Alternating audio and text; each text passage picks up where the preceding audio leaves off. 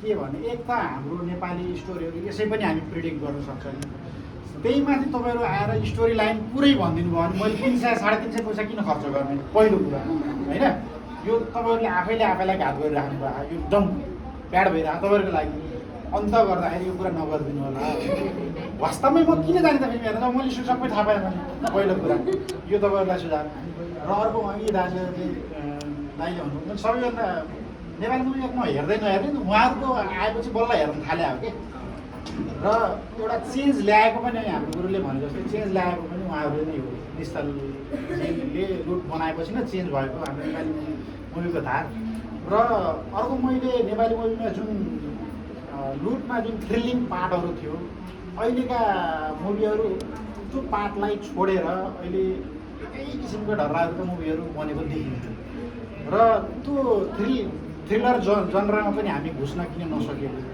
र सानो कम बजेटमा पनि साइन्स फिक्सनका मुभीहरू बनेका एकदम राम्रो राम्रो रेकर्डहरू छन्। मैले हलिउड मुभी कोहेरेन्स हेर्नको लागि म तपाईँलाई रेकमेन्ड गर्छु। त्यो हेर्नुभयो भने न्यूनतम बजेटमा एकदमै थोरै बजेटमा साइन्स फिक्सन मुभी बनेको छ र त्यो एकदमै हेर्न लायक छ।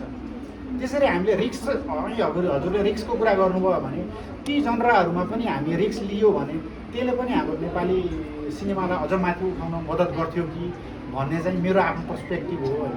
यसमा तपाईँहरूले कति रिसर्च गर्न सक्नुहुन्छ, रिक्स लिन सक्नुहुन्छ मैले दाजुलाई भने। किन भन्दाखेरि चलचित्रमा रिक्स लिएकै तपाईँहरूले हो कि। पहिलो कुरा किनभने एउटा मान्छे त्यहाँदेखि आएर जान्छ भन्ने কথা हो नि। तर कसरी आउँछ किन जान्छ भने चाहिँ यता दृश्य सिनेमाको भाषा सुन्दर भाषा नै के होला त्यसरी पनि तपाईँलाई जिज्ञासा हुन्छ। त्यसमा सुझावको लागि चाहिँ एकदमै धन्यवाद। तर हाम्रो फिल्ममा त्यो कतै भन्दाखेरि पनि त्यति गरेर राख्नु पर्दैन।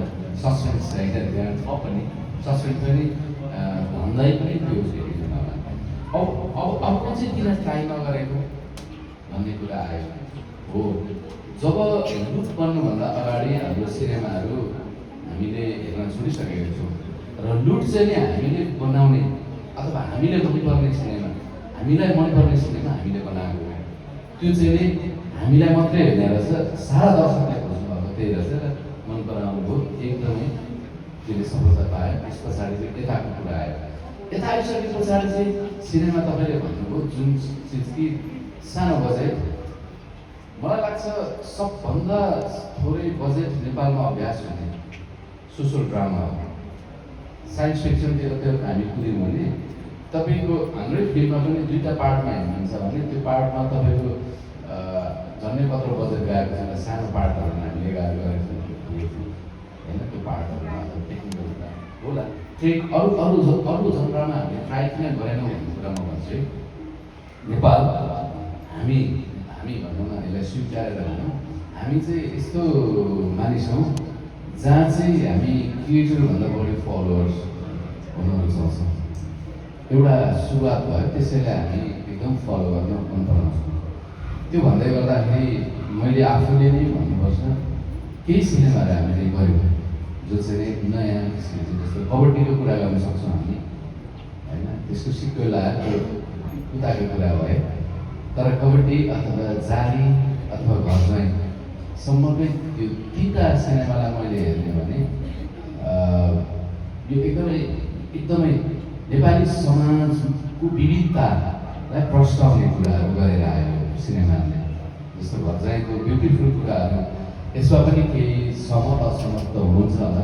तर नेपाली समाजले आम पूर्वको मान्छेले त्यो एउटा सुन्दर बाटो देखेँ कि किन जारी भन्ने सिनेमा यहाँ टोलको मान्छेहरूले देख्नु भएको होइन। त्यो चिजहरू आउन थाले, मानिसहरूले कनेक्ट गर्न थाल्नुभयो। तर घरिघरि हामी अल्मलिएर फेरि त्यसको डेप्थमा नगइकन यस्तो चाहिँ चल्दो रहेछ यिनीहरूको कथा प्रेम अथवा हुन्छ नि लोकझोक चल्छ कि भनेर हामीले त्यसलाई फलो गर्न थाल्यौँ। जनरा एउटै मात्रै भयो त्यो सोसल ड्रामा त्यो पनि यति डेप्थको लेयरमा हुन सकिसकेको एउटा समस्या हो। अब यसमा कसले ट्राई गर्ने त हुन्छ नि त होइन। सर्वोच्च एकपल्ट ट्राई गरेर रामबाबु गुरुङ आएर एकपल्ट अर्को किसिमको कबड्डी भनेर ट्राई गर्यो, भूपेन्द्र सुब्बा जारी भनेर ट्राई गर्यो, अथवा अनिल बुढामा गएर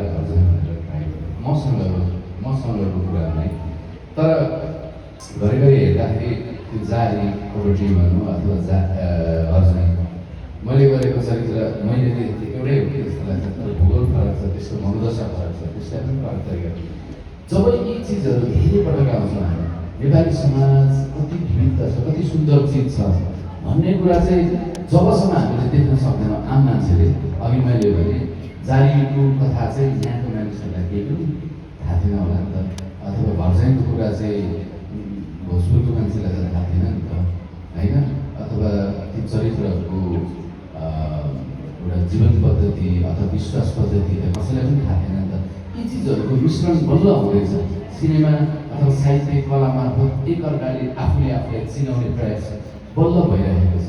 यो एक ठाउँमा आइसके पछाडि सारा नेपाली समाजको एउटा सुन्दर रेखा बन्छ होला। तब चाहिँ नै मलाई लाग्छ कि अरू किसिमको जनराहरू तब चाहिँ त्यहाँदेखि क्रिएट भइसक्छ।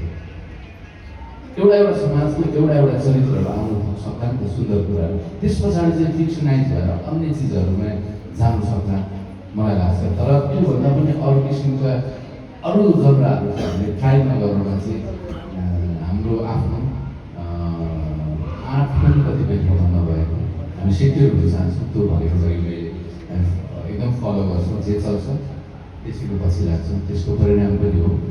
र कतिजनाले सोच्नु भएको होला त्यो हामीले काम गर्न अहिले आर्ट नगरिरहेको भने कतिजना साथीहरू हुनुहुन्छ होला।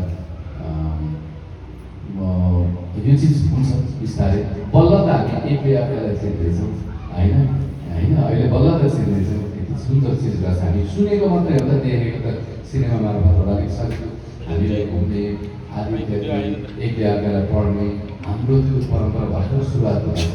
त्यो चाहिँ सिनेमा मार्फत आइरहेको छ, साहित्य मार्फत, कला मार्फत, सङ्गीत मार्फत आइरहेको छ होइन। भनेदेखि पक्कै पनि एक दिन हुन्छ त्यो चिज म आशा राख्छु। तर अहिले नै हामीले निराशा भएर गर्दैन।